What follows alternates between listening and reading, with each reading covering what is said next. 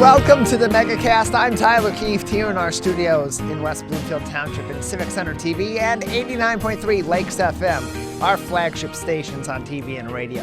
You can find us on Comcast Channel 15 and AT&T Channel 99, not only on Civic Center TV, but also in the Birmingham-Bloomfield area on Birmingham Area Municipal Access, and in Southfield on City Cable 15. In Waterford, we're on Channel 10 on the media network of Waterford, and are pleased to be joined by all of our TV stations Monday through Friday, live from 10 a.m. to 12 noon. Here on the Megacast network. We're also on the radio, of course, 89.3 Lakes FM, as I said, but we're also on 88.1 WBFH, the BIF, a service of the Bloomfield Hills School District. They join us Monday through Friday, 10 a.m. to 12 noon as well. Then we're online. CivicCenterTV.com. Just click on our Watch Live link at the top of our homepage or in the left margin of our homepage on your mobile phone web browser as well. CivicCenterTV.com and click on Watch Live. We're also on My Michigan TV or MyMy. Learn more information by going to mymytv.com. That's MYMITV.com, where you can subscribe for free to Michigan's streaming network, as well as find all the places that you can get MyTV on your smartphone via the Android App Store and the iOS App Store through Apple, as well as on your smart TV if you have a Roku TV, an Amazon Fire TV, a Samsung Smart TV, Android TV, Apple TV. So many different options for you to pick up My and view not only our show live from 10 a.m. to 12 noon Monday through Friday, but also Steve Leto Live, which airs Monday through Friday from noon to 1 p.m., as well as other programming, original programming and imported programming from all across the Great Lakes State. It's My Michigan TV or MyMy. Learn more, MYMITV.com. That is MyMyTV.com, or just go to our website at CivicCenterTV.com/Megacast, where you can find all the information on all of our partnering television, radio, and other media outlets, including MyTV, including the BIF, as well as other stations that join us each and every day. And on that page, that's also where you're going to find all of our interviews and all of our full episodes on demand, so you can watch us on your time. If you can't join us for the entire 2-hour live show every day, or you miss part of the show, or you miss part of an interview that you find really interesting, or you just don't want to join us for the full 2 hours and only want to pick and choose the most interesting topics for yourself and your family and those that are affected in your life, you can join us at CivicCenterTV.com/Megacast. Just click on Watch Full Interviews or Watch Full Episodes and find all of our content right there from way back in March of 2020, where Dave Scott and I started this show, until just yesterday and today as well. Then right next door, CivicCenterTV.com/Megacast, we have helpful, factual information from the Centers for Disease Control and Prevention, the State of Michigan, and the Oakland County Health Division about COVID-19, as well as information right in your local area, in your community, from Civic Center TV at CivicCenterTV.com/coronavirus, from a number of different municipalities and their COVID-19 web pages. So if you're a resident of Bloomfield Hills, we have information from Bloomfield Hills right there from their direct COVID-19 page. Same thing with those of you watching us and listening to us in Pontiac and in Auburn Hills and in Troy, Orchard Lake Village, Sylvan Lake, and many more municipalities all throughout the Oakland County area. Their direct COVID-19 pages at our website, CivicCenterTV.com/coronavirus, as well as our top stories each and every day that we post before our live show. And today's top story from the Oakland Press: Michigan reports 106 new K-12 school COVID-19 outbreaks, 2 of which are in Oakland County, and 7,733 new cases since Friday. The 3-day case total brought the state's confirmed case numbers and deaths to 1,015,802 cases and 20,898 deaths since the onset of the pandemic. According to the Michigan Department of Health and Human Services, or MDHHS, those totals represent testing data collected Saturday through Monday. MDHHS publishes new case, death, and vaccination numbers every Monday, Wednesday, and Friday, with new outbreak-related data, including for schools, published every Monday. In addition to new cases and deaths, the MDHHS reported 106 new K-12 COVID-19 outbreaks, including 614 cases. An outbreak is defined as 2 or more cases who may have shared exposure on school grounds and are from different households. Of the 35 deaths reported during the most recent 3-day period, 13 were identified during a vital records review. Over the past 3 days, the state averaged 2,577 cases per day per 100,000 residents, down from the previous total of 3,040 cases per day per 100,000 residents that was collected September 23rd and 24th. Since Friday, Oakland County saw the largest increase in cases at 818, followed by Macomb County with 708. Wayne County, not including Detroit, which is collected, that information collected separately. Wayne County at 640 new cases. Kent County on the west side of the state with 621, and Detroit, which has its information about COVID-19 collected separately from the county that it is in Wayne County. Detroit alone had 299 new cases of COVID-19. Michigan's 7-day case average rate is 175.6 cases per 100,000 residents, a 23% decrease over Friday's 7-day case rate of 228.5 cases per day per 100,000 residents. The state's 7-day average test positivity rate continues to be averaging between 8 and 10%. The CDC also reported that over 90% of U.S. counties have high community transmission rates, including all of Michigan's 83 counties. Over the past 7 days, Oakland County is averaging 175.1 cases per day per 100,000 residents, an increase of just under 11.3% over the previous 7 days. That, according to the Centers for Disease Control and Prevention. Statewide, there are over 1,550 Michiganders hospitalized with confirmed COVID cases, the majority being in southeastern Michigan, with nearly 80% of the state's hospital beds occupied. In Oakland County, hospitals have seen an 8.95% increase over 7 days in the number of new COVID-19 admissions, 207 patients compared to the previous 7 days, according to the Centers for Disease Control and Prevention. As of the 27th of this month, that would be yesterday, the state's vaccination coverage rate for residents 16 and older was at 67.6%, with 5,476,631 residents receiving at least one dose of the vaccine. The vaccination coverage rate for residents 12 and older is at 62%. In terms of breakthrough cases between January 1st and September 14th, the MDHHS has reported 28,974 breakthrough cases, which accounts for 0.6% of the people who are fully vaccinated. These are people confirmed to have COVID-19 at least 14 days following being considered fully vaccinated. In terms of booster shots or third doses of vaccine, on Monday, President Biden joined many other Americans in getting his third dose of the Pfizer COVID-19 vaccine. Just before receiving his third dose, the president reiterated the need for more people to get vaccinated and noted that 77% of Americans have received at least one shot, while just 23% have not received a single shot. That does add up to 100%. So great math right there. Quote, that distinct minority is causing an awful lot of damage for the rest of the country, Biden said, adding later, please do the right thing. Please get the shot. And closed quote. That article in full you can read from the Oakland Press at our website, civiccentertv.com/coronavirus, as the hospitals and the hospital systems continue to deal with the surge in COVID-19 cases, with Delta variant cases, of course, with those 0.6% of vaccinated people that have ended up with breakthrough cases since January 1st of this year through September 14th, as reported in that previous article. And this article from Bridge, Michigan Magazine, really interesting. Michigan hospitals are eyeing nurses from other countries to fill the COVID shortage.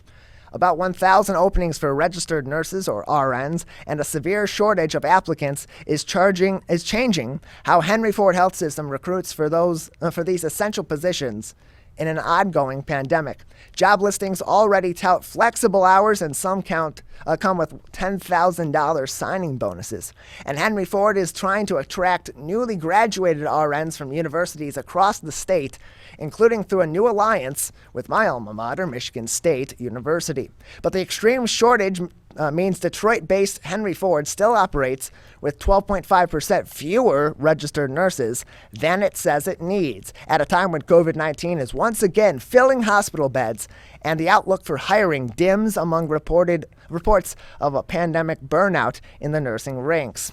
One solution underway for 2022, hiring nurses from overseas, and other Michigan health systems may follow suit. Bob Riney, the COO and the president of healthcare operations at Henry Ford Health System, said the medical system has hired a recruiter to help it hire 500 nurses from the Philippines over the next few years.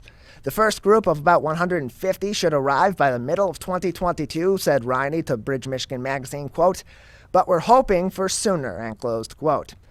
Henry Ford's global search stems from a years-long shortage of workers across all areas of healthcare, but one made more extreme by the pandemic. The situation is acute for nurses. The exhaustion and the burnout that's come from 20 months of a worldwide pandemic has been incredible, said Bob Riney. Some other hospitals in Michigan are also looking to the international workforce to fill registered nursing positions, but it's unclear how many or whether they'll proceed with those strategies. Among those considering it is Beaumont Health, based in southeastern Michigan as well, said spokesperson Mark Geary, who declined to provide details on the hospital system's shortage. Questions from member hospitals about international hiring are increasing as staff shortages grow, said John Karazinski, the spokesperson for the Michigan Health and Hospital Association, to Bridge Michigan Magazine. That's led the industry group to look at immigration policy as it considers overseas hiring.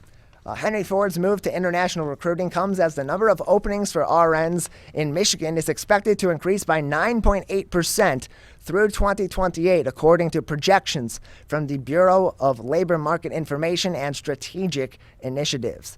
The job site Indeed.com lists more than 12,000 openings for RNs in Michigan, ranging from hospital settings to part-time staff coordinators, specialty clinical nurses, as well as RNs to staff COVID vaccinations in retail stores such as pharmacies. About 1,600 of those openings are for nurses with mid-level experience or higher. International hiring isn't new to Henry Ford. About 950 nurses already travel from Canada to work at its facilities, which includes 6 hospitals and multiple clinics and service centers across southeast Michigan. Crossing the border from Canada happens on a smaller basis at Sault Ste. Marie, where War Memorial Hospital has counted on international nurses to staff during the COVID shortages.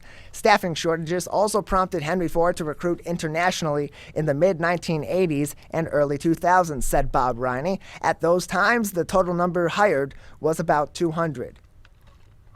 A few industries in Michigan have long turned to overseas labor to fill hiring gaps, including for seasonal jobs in agriculture and hospitality, particularly in the northern section of the state. That full article, really interesting perspective on international hiring projections and possibilities from our local hospital systems, particularly Henry Ford, as they provided plenty of communication to our friends over at Bridge, Michigan. For that article. And that entire article linked at our website, civiccentertv.com/coronavirus. And lastly, bad news for those that want to get your mail a lot quicker. The United States Postal Service says mail delivery is about to get permanently slower and temporarily more expensive. This from the USA Today via the Detroit Free Press. Americans who have been frustrated with the slow service of the U.S. Postal Service, or USPS, since the beginning of the pandemic probably won't be very thrilled to hear this. The service is about to get even slower. Starting on Friday, the USPS will implement new service standards for first-class mail and periodicals, said Kim Frum, a spokeswoman for the USPS, in an email to USA Today. The changes mean an increased time in transit for mail traveling long distances, such as from New York to California. Frum said that, quote, most first-class mail, or 61%, and periodicals, 93%, will be unaffected, in close quote, by the changes. Single-piece first-class mail traveling within the same region will still have a delivery time of approximately 2 days. The USPS defines first-class mail as, quote, standard-sized letters and flats, in close quote, Frum said. That's different from first-class packages, which are typically used for shipping smaller, lightweight packages. Currently, first-class mail and first-class packages have the same delivery standards, but that will change beginning Friday. The changes to service standard times are part of the USPS's 10-year strategic plan announced by Postmaster General Louis DeJoy in March. The plan also has drawn heavy criticism from elected officials. DeJoy took his position in June of 2020 despite no previous experience in the Postal Service. The position of Postmaster General is not appointed or nominated by a president, but rather appointed by the Independent Postal Service Board of Governors. The USPS has been riddled by financial problems for years, and the ongoing COVID-19 crisis has only worsened the situation. Stamps can only go so far, people. By making this change, Frum said, quote, the Postal Service can entrust its ground network to deliver more first-class mail, which will lead to great consistency, reliability, and efficiency that benefits its customers. Whether it's 300 miles or 3,000 miles, the current standard for first-class packages requires 3-day service for any destination within the contiguous United States, or continental United States, as most human beings would call it, with a drive time greater than 6 hours. This is unattainable and forces us to rely on air transportation, yielding unreliable service. With this change, we will improve service reliability and predictability for customers while also driving efficiencies across the Postal Service network, and closed quote on that long-winded quote from Ms. Frum. Additionally, starting October 3rd through December 26th, the USPS will temporarily increase prices on all commercial and retail domestic packages due to the holiday season and anticipated uptick in mail volume. Those price increases will not affect international products, however, Frum said. That article, of course, once again, from the Detroit Free Press, written originally and picked up by the Free Press by USA Today. View that article and all of our articles on our website at civiccentertv.com/coronavirus. And even more importantly than these great works of journalism by local journalists in the Detroit area and all throughout the state of Michigan is those links to the Centers for Disease Control, the state of Michigan, Oakland County, and more resources from across the local, state, and federal level about COVID-19, whether that be case numbers and data and science and data, as we've heard all throughout the pandemic from the state of Michigan in terms of where COVID-19 is progressing here in the Great Lakes state, whether it be from the Centers for Disease Control as they learn more about the Delta variant and other variants that will continue to pop up as we continue to have spread of COVID-19 and a lack of vaccination, not only here in the US of A, but also in countries all throughout the world that have yet to get a single vaccination, let alone third doses. They'll have more information on that as well. And from the Oakland County Health Division, where you can get in contact with the nurse on call via the nurse on call hotline or texting line, or by sending them an email, and get more information about resources that you can look into to do your own research from reputable resources, from scientists, from doctors, not from Granny Mima Shingatz on Facebook, who's only taken one basic biology class in high school and got a C-. Get it from the doctors, get it from the experts who have been researching this since day one by going to our website at civiccentertv.com/coronavirus. We have a great show ahead for you today. Coming up next, we'll speak with the owners of Antioch Tequila, Don and Ayana Ferguson. At the bottom of the hour, we'll be joined to get an update on our restaurant and lodging business here in the state of Michigan by the Vice President of Government Affairs at the Michigan Restaurant and Lodging Association, John Mcnamara, will join us once again. Halle Saperstein, the clinical dietitian at Henry Ford West Bloomfield Hospital, will join us at the top of the 11 o'clock hour. Then we'll be joined by Kathy Russ from the West Bloomfield Township Public Library. And then at 11:40, capping off our show, is Susan Rogal, the owner of Vitrine Gallery and Gifts in Berkeley. That's all ahead. You're watching and listening to the Megacast. Whether you're the city, the county, or the Huron River Watershed Council. We work together to protect water resources for everyone. Most of the pollution entering our rivers is carried by rainwater that runs off roads, parking lots, and rooftops. a rain garden helps catch stormwater runoff. Rain gardens and their plants help dirty runoff soak into the ground. You can do your part to help keep our water clean. Learn about rain gardens and native plants. So consider a rain garden in your home landscaping. Catch the runoff with a rain garden. There's one water, and it's ours to protect. I couldn't breathe at all. There was lots of talk about putting me on a ventilator. I thought I was gonna die. I was 39 weeks pregnant and had a scheduled C-section. During that time, I got COVID and was hospitalized for a month. I had a blood clot in my lungs. It caused me to go into right-sided heart failure. I was really scared. I kept texting my husband and my mom, telling them how scared I was, and I was worried that he was gonna grow up without a mom. And then I was worried if, when I did get home, that he wouldn't know who I was. You know, being 27 and a mom and a wife and having that all almost taken away from me. It's scary, and if a vaccine can prevent that from happening, why not? Get your vaccine. I don't want this to happen to anybody else.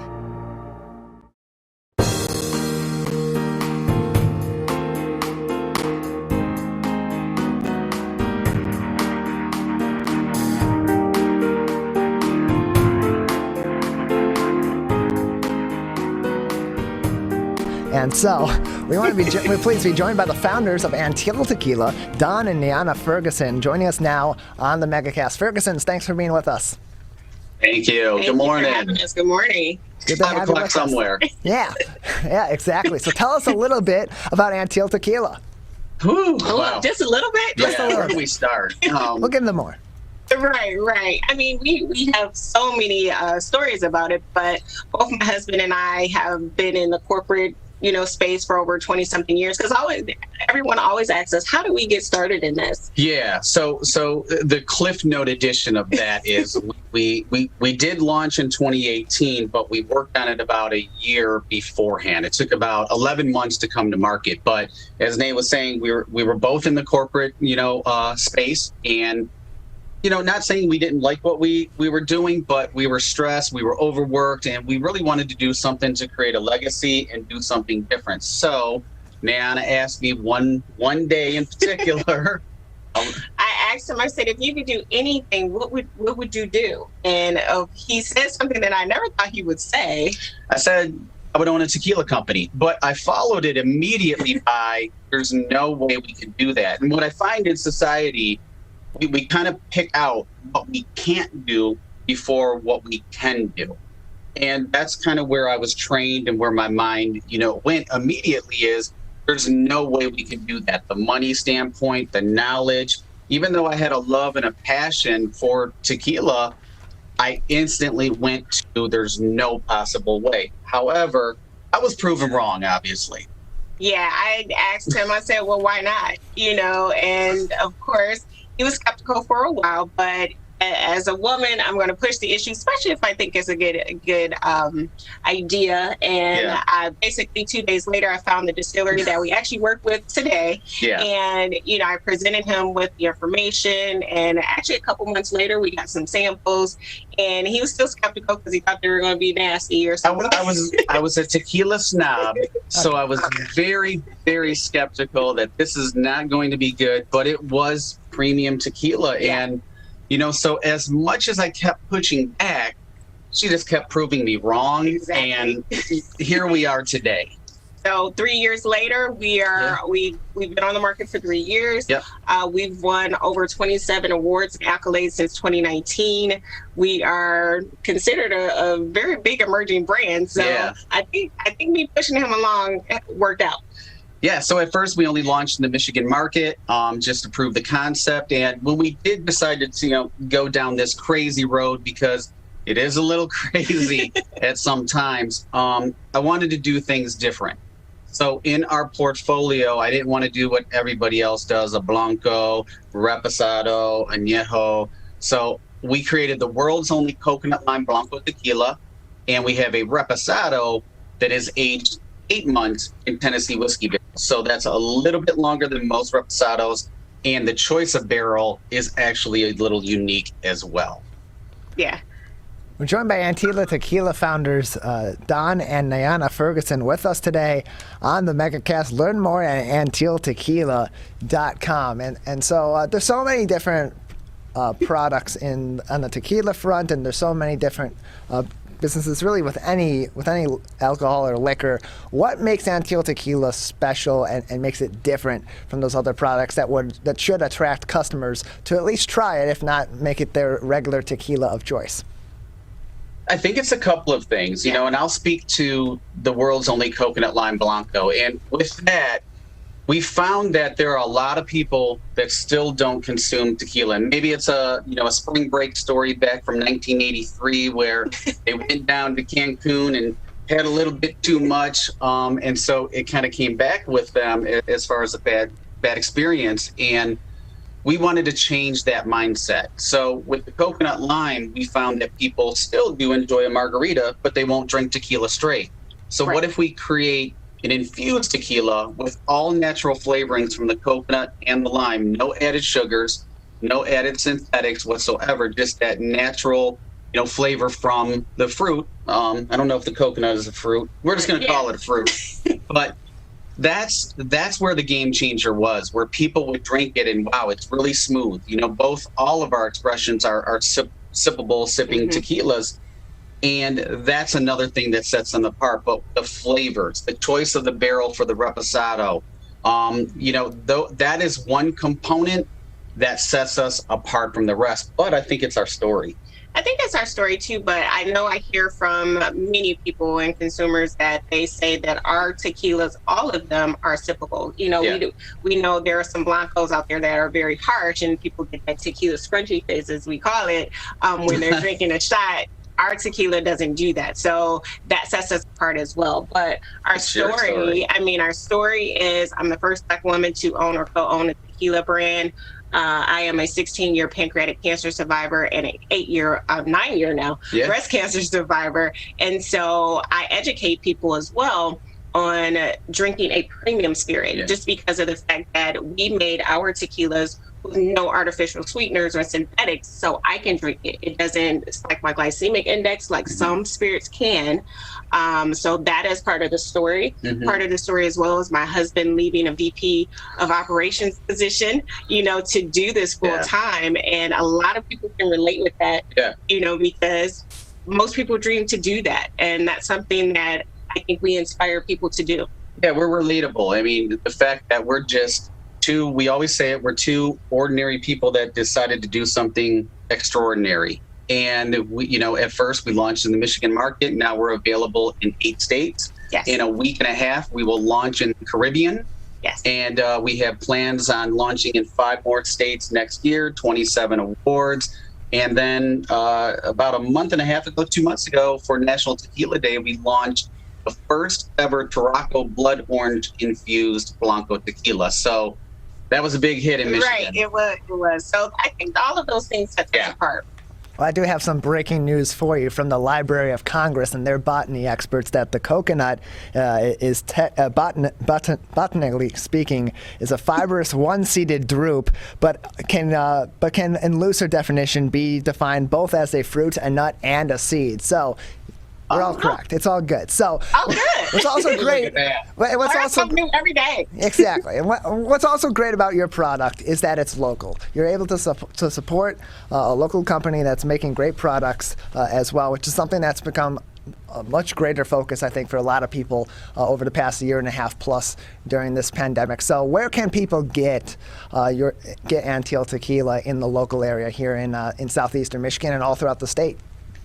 Well, that area in particular, I mean, we are doing extremely well. Plum Market carries us, Holiday Market. We've been ordered in Michigan since we launched, I think, over 350 locations. Or more. Or more. And it's hard to keep track at this point. But if they go to antealtequila.com, you have a store locator. You just put in your zip code, and it'll pop up some stores near you. They can follow us on social media, Anteal Tequilas, on Instagram, Facebook, Twitter, and TikTok. We do a little bit of TikToking as well, and creating some recipes, and that's where it gets really fun. But we've been really well supported, and even here in Michigan, the Metro Times, people voted us best Michigan brand tequila 2 years in a row. Yes. We're joined by Don and Niana Ferguson. They are the founders of Anteal Tequila with us on the Megacast. And if you look at any of these bottles, or if you go to their website at antealtequila.com, you'll see that their logo is a hummingbird. So why the hummingbird? There's actually an interesting story behind that.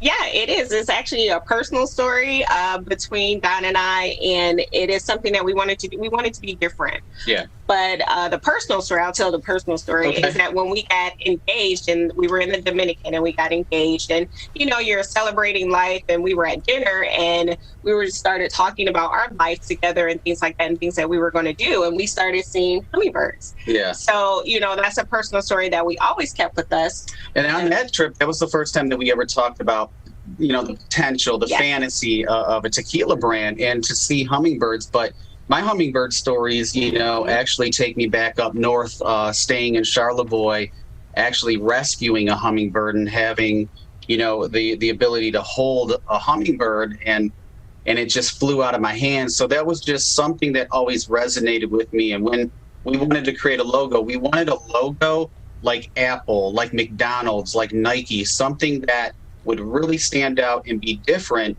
and then create brand identity. But then there's also that story with it. And so many times, sitting in an office in corporate America, I felt that, for 14 hours a day sometimes, Right. I felt trapped. And when I learned that a hummingbird is a bird that you never see caged, its life essence is all about freedom, being able to go where it wants to go. So as small as they are, in Michigan here, they migrate during the winter to South America. I mean, those little wings take them all the way. So the freedom of them to be able to go wherever they want to go was just something that spoke to me. And so when we talked about creating a logo, all of these things kind of came together, and it just fit. And Anteal is actually, there's a species of a hummingbird. It's called an Antillean mango crested. Yep. Hummingbird. So we tied all of that in with the personal stories that we have, and just the story of the hummingbird, and then many different legends that there are about hummingbirds, and it totally fits with our brand. Absolutely. And our logo. We're joined by Anteal Tequila founders Don and Niana Ferguson with us today on the Megacast. Learn more at antealtequila.com, and you can also find Anteal Tequila locally and around the area of our flagship station here at Civic Center TV in West Bloomfield, at places such as Plum Market on Orchard Lake Road, Maple View Liquor on Maple Road, and Pine Lake Market also on Orchard Lake Road. There are some of the many places that feature Anteal Tequila. So for those that may not be familiar, you also are having a virtual tasting for businesses. You're also holding those as well. How can people get in contact with you in order to schedule some of those virtual tasting events? Best place is on the website, just reaching out, going to the contact page. And that was something that kind of transitioned because of the pandemic. Yeah. There were no in-store tastings. We had several events, large-scale events that were, set, obviously not in stone because they got canceled. But the pandemic, you have to shift. In any business, you have to shift, and sometimes on the fly. So that's what we did, is we shifted it to going to Instagram, going on Facebook Live, and educating people about our tequilas. And then it just kind of transferred over organically to people reaching out to us to do virtual tastings for their own personal events. And then we got into the corporate world where Niana and I met on Match.com, and we shared our story of meeting with Match, and they booked us for an online virtual tasting for 150 team members, which was just incredible. So things go full circle. But if that's something that a company or an organization is interested in, is going to the website and using the contact page, and we'll get back to you. Absolutely. We're joined by Don and Nana Ferguson. They are the founders of Antioch Tequila with us on the Megacast. Nana, Don, just another few minutes with you today before we'll say goodbye. Is there anything else that would be important for our audience to know or interesting for our audience to know about Antioch Tequila? And what are some of your favorite flavors right now or favorite products of yours going into the fall season? So, we do a lot, actually. Right now, I love making a apple cinnamon margarita. Yes. That is going to be one. I do a pumpkin spice, so everybody out there that loves that pumpkin spice and goes a little wild for it, we do a pumpkin spice cocktail as well. But going into the fall, just a lot of those nice fall flavors. The blood orange will probably be coming back to the Michigan market. That might be a first. Right. Nobody knows, but it could be breaking news right here. But the blood orange goes extremely well into some late fall, early winter cocktails as well. But truly, you can sip it. We've done warm tequila drinks. Yeah, I mean during the fall, especially with our reposado, because it is aged in Tennessee whiskey barrels, it goes very well with hot apple cider or hot chocolate. So we tend to focus on a lot of those drinks on our social media, especially during this season and the holidays. But we drink tequila year round. So that's the thing too, because I know a lot of people, when they think of tequila, they think that it's just spring and summer, but it's not. It's something that can be enjoyed in all seasons. And that's why when people follow us on social media, they find out all the different ways that we're able to use all of our tequilas in any cocktail. But our friends in the Michigan market, like a great cocktail to make is warm up some apple cider, pour in about an ounce or two of Antioch Reposado, a little bit of fresh nutmeg, swirl it around. You have a fantastic, cool, rainy, which it's been lately, cocktail, and it'll warm you up. We're joined by Don and Nana Ferguson. They are the founders of Antioch Tequila with us on the Megacast. Don, Nana, where can people follow you on social media so they can see some of that more interesting content that you just talked about? Yeah, if they go to Instagram, Facebook, or Twitter, even TikTok, Antioch Tequilas, really easy to find. They can link from our website as well, antiochtequila.com, or Google us. We've had a lot of articles in Forbes, Essence, Cosmopolitan. We get a lot of press, so we're getting a lot of attention, especially Nay's story. Well, we appreciate your time. Thank you for joining us and telling us about this great product that's being made right here in our local area. Thank you so much for having us. A message from the staff of Michigan's Crime Victim Compensation Program. Anyone can be a victim of crime and suffer lasting trauma, physically, emotionally, and financially. But you are not alone. If you're struggling financially due to a crime, we're here for you. Find out if you qualify for crime victim compensation. Call 877-251-7373 or visit michigan.gov/crime victim. A message from the Michigan Department of Health and Human Services, Division of Victim Services. You see certain things get reincarnated in your children. My daughter is very much inspired by my wife's artistic pursuits. So my daughter started making necklaces. She makes what we call affirmation fashion. I tell her every day that your black is beautiful. Your black is beautiful. Your black is beautiful. And if there's anything better than being beautiful, it's being smart. And if there's anything better than being smart, it's being kind. And reaffirming that every day is our method of making sure her chin never drops. My dad wasn't around, and I remember riding a bike and falling off and cutting myself, and me never just wanting to get back on it. People ask, how your children learn how to ride a bike, and you didn't. I didn't teach them. I just created an environment where they taught themselves, and all I had to do was be there.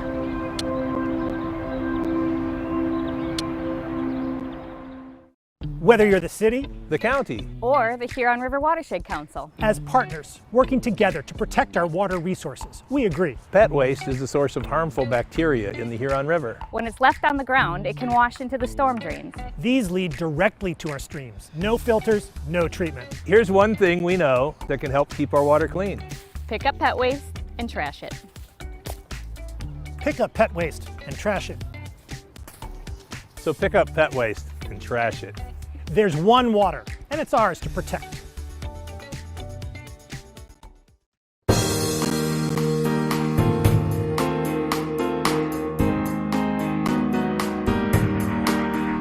Welcome back to the Megacast. I'm Tyler Keefe alongside our studio producer and board operator Calvin Brown here in our studios in West Bloomfield Township, where we broadcast live from 10 a.m. to 12 noon every day here on Civic Center TV, Lakes FM, and a number of other TV, radio, and web outlets. Learn more about each of those outlets and more about the show on our website, civiccentertv.com/megacast. Well, recent data is showing that the unemployment rate is continually going down here in the state of Michigan.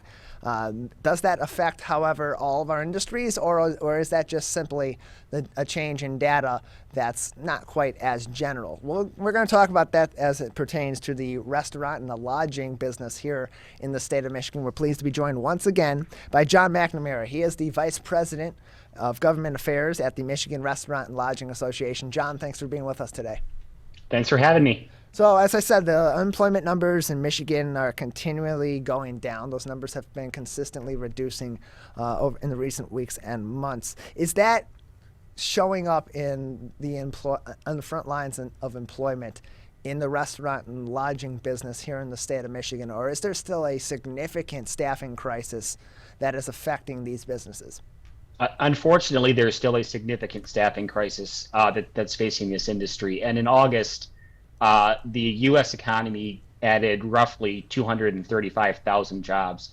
The restaurant industry and lodging industry lost 41,000 jobs alone in August. So unfortunately, people are getting out there and going to work, which is great. But unfortunately, they're choosing still not to enter or re-enter the hospitality sector.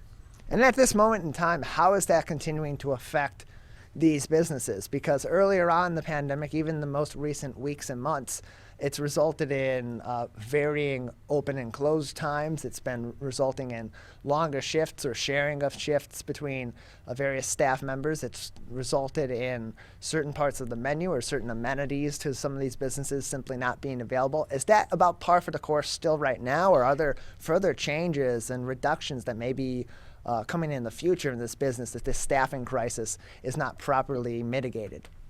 That's par for the course. And as of August, 80% of operators in Michigan are removing some type of segment. So that could be only serving breakfast on the weekends, or that could be, we're going to be open Sunday for lunch, be closed Monday and open Tuesday.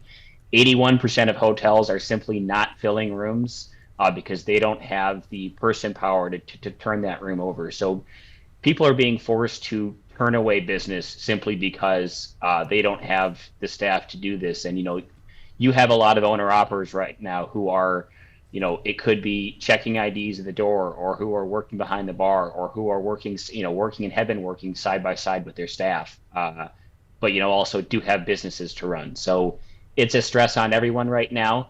After the second shutdown, 20% of the workforce has simply disappeared. And if they come back, still remains to be seen. We're joined by John Mcnamara, the Vice President of Government Affairs at the Michigan Restaurant and Lodging Association. And John, that's on the restaurant front. What about our hotels and our lodging industry? Are they seeing similar issues to that of our restaurants, and how are those maybe similar issues affecting our hotels? Yep, they're seeing similar issues. I was in Battle Creek last night for some meetings and stayed at the hotel, and they were letting everyone know at Firekeepers Casino that, your room simply was not going to be cleaned, which is fine. That's what they're dealing with right now. But you're also seeing, if you're there for a couple days, they'll probably clean it once, but then you're seeing reduced hours. Across the hotel. There were a few gentlemen next to me who were looking for food around 11 o'clock, and they said, you've got one option, which is upstairs. But even places that are open 24 hours a day are especially hard hit right now with the ability to have staff. So what are these businesses then doing to try to continue to attract staff? Because they've provided incentives, signing bonuses, whether that be progressive signing bonuses after a certain period of time that they stay in these jobs, or just initial signing bonuses to get people in the door. If those aren't working, what else is being attempted, at least, by these businesses? So you're seeing increased wages. 95% of operators have increased wages in 2021. Half of that 95% have increased over 10%. You're seeing things like 401k, like health benefits, sick leave, tuition assistance, life insurance. They're trying anything and everything they can to get people back out. I just think that right now and probably through the end of this year, this is going to be a struggle. And we're facing increased competition from multiple new industries that, were not in Michigan 3-4 years ago. For example, the recreational marijuana industry is taking, probably hundreds of people away from the hospitality industry. And also, with Amazon and more delivery services being more popular, you're seeing some people say, I loved it, I did it for a while, but also there are some, unfortunate headaches that come along with being a server or a bouncer or a bartender, largely due to patron behavior that some people just have said, I don't want to deal with it. We're joined by John Mcnamara. He is the Vice President of Government Affairs at the Michigan Restaurant and Lodging Association. And John, looking forward to the future, but these staffing issues continuing to take a toll on Michigan's restaurants and on Michigan's hotels, and they're not seeming to be any optimistic outlook for the near future in resolving these issues. Where does the industry go? What's the forecast looking like in the coming months and in the coming year, even if they're not able to address this staffing issue? I think part of that depends on if there's any type of further financial assistance from either the federal or the state government. We've been advocating for that, and we'll continue to advocate for that. It goes on. But other than that, you're just going to start to see less restaurants and more consolidation. There's a chain here in Lansing who has closed, had 4, and they're down to 1. They just closed one of their restaurants last week, and it was very out of the blue. We're closed effective immediately. If you'd like to go to our other location, we'd love to have you. But you're going to see smaller menus due to food costs, and you're going to see consolidating of locations, which is therefore less restaurants. We're joined by John Mcnamara. He is the Vice President of Government Affairs at the Michigan Restaurant and Lodging Association. And John, any statistics of just the number of restaurants so far since March of 2020 that have closed down in the state of Michigan? What percentage of the industry has simply just gone away as a result of the many different factors that caused severe effects from the COVID-19 pandemic? Absolutely. So we're, over 3,000 restaurants have closed, which is 1 in 5 in the state. Hotel revenue is down well over $1 billion. It might be inching closer to 2 at this point. And I was up in the UP for work just 2 weekends ago, and driving along US 2, you saw multiple sort of roadside hotels that simply just were not open. So I think data will continue to come out on that, but even your larger properties are on the hotel side are absolutely feeling the lack of business travel, and then the limited leisure travel. So this industry is far, far, far from out of the woods. It's going to require further assistance. If not, I think that even what happened last year, it could get worse than that. We're joined by John Mcnamara, Vice President of Government Affairs at the Michigan Restaurant and Lodging Association. We learn more about their work at mrla.org. And John, as you said, 1 in 5 restaurants in the state of Michigan so far closed during the COVID-19 pandemic. Nearly $1 billion in lost revenues for our hotel industries. And with the continuing problems and continuing variables that are in place for these businesses, what's the projection going forward? Is that 1 in 5 going to continue to grow? Is that $1 billion in revenue loss going to continue to grow for these businesses? I think we have to wait and see what happens with Delta and then what happens with this winter. So obviously right now we're having it's been a little rainy lately, but we've had some beautiful fall days, and hopefully we continue to have some beautiful fall days. And people continue to be outside and eat outside, even if it gets a little bit colder. Now, when we head into the winter and outdoor dining is not as much of an option, it could get really bad again, and you likely will see another round of closures into late fall, into the winter. But we're hopeful that when 2022 comes, and hopefully at that point, COVID really is something we talk about and something we're mindful of, but hopefully it is a more of a distant memory, then I think you start to see a recovery come back. But these the tail end of 2021 is going to be rocky.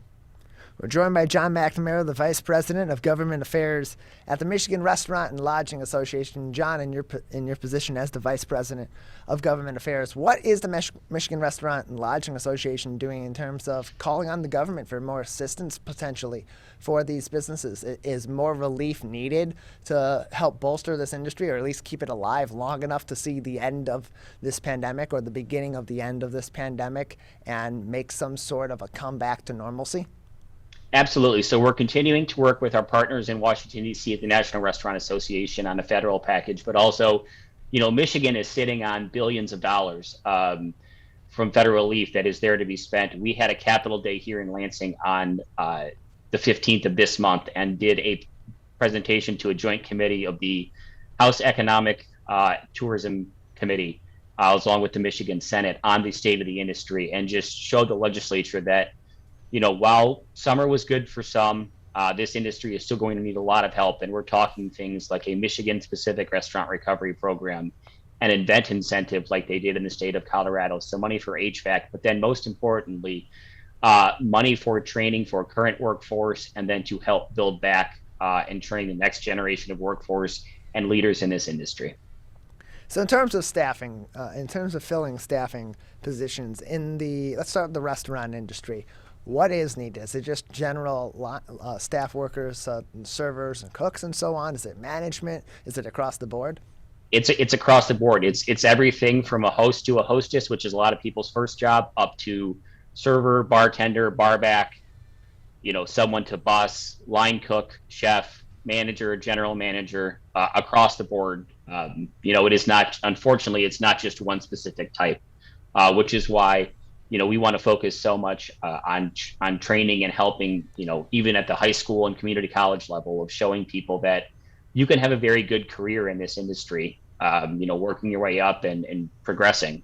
But we have to find those people, we have to train them, and they need to walk into the restaurant ready day one to be able to tackle multiple tasks. We're joined by John McNamara. He is the Vice President of Government Affairs at the Michigan Restaurant and Lodging Association, joining us today on the Megacast. And what about the hotel industry? Same situation, or are there differences there? Nope, same situation. So you have general managers and even people above general managers who are checking people in, who are cleaning rooms, who are pouring wine at dinner. Housekeeping is probably the most impacted side on the hotel side, which is, that's a very large workforce already. But the compromise there has simply been people are going to have to be okay with, if you're there for 5 days, you're probably getting your room cleaned once, maybe twice. But housekeeping is probably the most impacted on the hotel side. We're joined by John McNamara, the Vice President of Government Affairs at the Michigan Restaurant and Lodging Association, with us today on the Megacast. And John, in terms of what the public can do to help these industries while they're continuing to deal with the staffing crisis and going forward as they hope to rebound in the future, with COVID-19 being, like you said, eventually something that we talk about but maybe aren't quite as needing to be quite as vigilant about on a regular basis. What can regular people out in our communities across Michigan do to support our businesses and to help keep some of these businesses alive? I think that's really simple. It's continue to go out. When you go out, just be patient with your server. It's probably their second or third double in a row. Product costs are sky high, so menu prices are going to look different.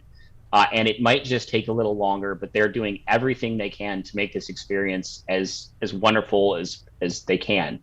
And on the hotel side, understand the same thing, that it might take a little longer. Things are going to look a little different, but it's going to be simple. It's going to be patience. And also, if you're someone out there who's ready to go back to work, the hospitality industry would love to have you. We're joined by John McNamara, the Vice President of Government Affairs at the Michigan Restaurant and Lodging Association. John, just another couple minutes with you before we'll say goodbye today. Anything else that would be important for our audience to know right now about the status of of Michigan's restaurants, of Michigan's hotels, or any other important information that we should know about the MRLA's work right now to help support these businesses as they continue through this time of crisis? So I would say through the end of the year, our goal at the MRLA, especially in my world, in the government affairs world, is going to be immediate relief for this industry. It's relief that they need, and it's relief that, quite frankly, they deserve. A lot of people have called it a bailout, and I don't think that's a fair characterization.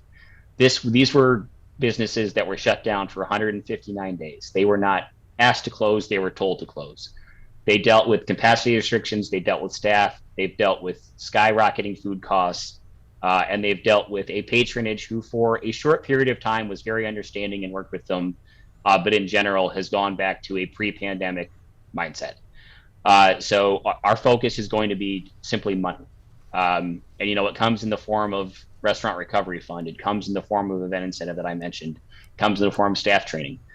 So, you've heard me say it before, you'll hear me say it again. If you go out, please be patient, please be understanding, and understand that they're doing all that they can. And they can't help it that corned beef is up 160%. They can't help it that fryer oil is up over 200%. They can't help it that eggs are up almost 200%. The common everyday items at every single breakfast diner continue to rise and likely will continue to rise. These are not super high-end products. These are common everyday staples. And you're probably going to see some increased costs. And they have not raised them as much as they should to continue to make their razor thin margins. They've raised them to almost just lose less money. Well, there's developments in the restaurant industry and the hotel industry in the state of Michigan and new problems that arise, you can count on the Michigan Restaurant and Lodging Association to have something to say and some action to take to try to help these businesses. John, appreciate your time, appreciate your insight. Yep, thank you. Appreciate it. John Mcnamara, he is the Vice President of Government Affairs at the Michigan Restaurant and Lodging Association, with us on the Megacast. We're going to take a quick break.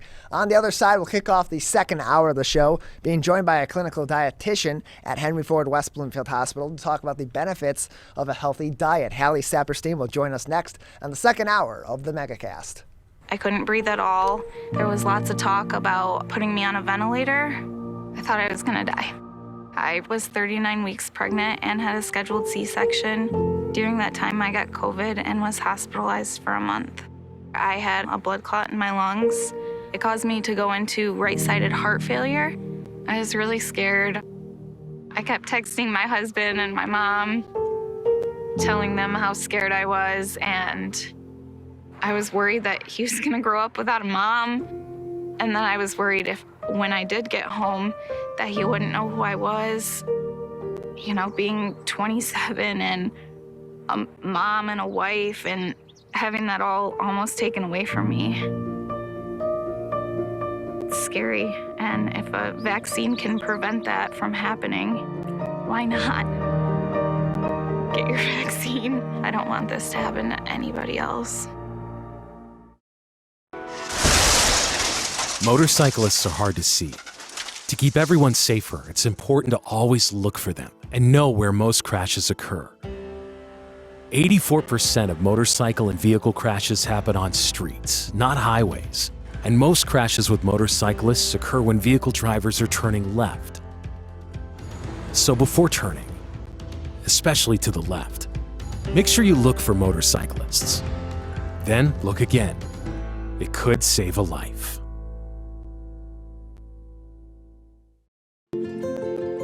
To Sophia and Gabriel. Even though these old knees can't follow on your adventure to the forest today, these flowers represent my love. These stitches and threads join us together.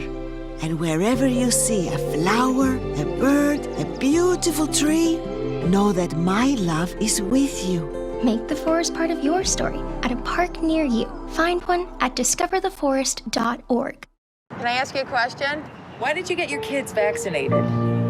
It was hard for them to social distance, to be isolated from their friends. I want them to get back to school and sports games. So as a pediatrician, I recommend the vaccine to everyone I know. The boys lost a former teammate and classmate who was only 20 years old. It's been a devastating year.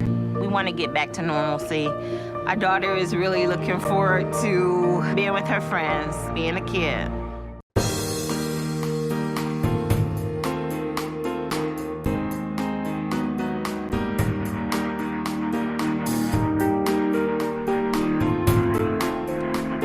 Welcome back to the Megacast. I'm Tyler Keefe here in our studios in West Bloomfield Township, where you're listening to us on your radio homes for the Megacast. 89.3 WBLD, Orchard Lake, West Bloomfield, Keego Harbor, Sylvan Lake, and 88.1 WBFH, Bloomfield Hills. That a service of the Bloomfield Hills School District. Learn more about all of our partnering radio stations, television stations, and web outlets by going to our website, civiccentertv.com/megacast, where you can also find more information on all of our partnering television, radio, and media outlets. And you can find on-demand interviews and full episodes from our show each and every day.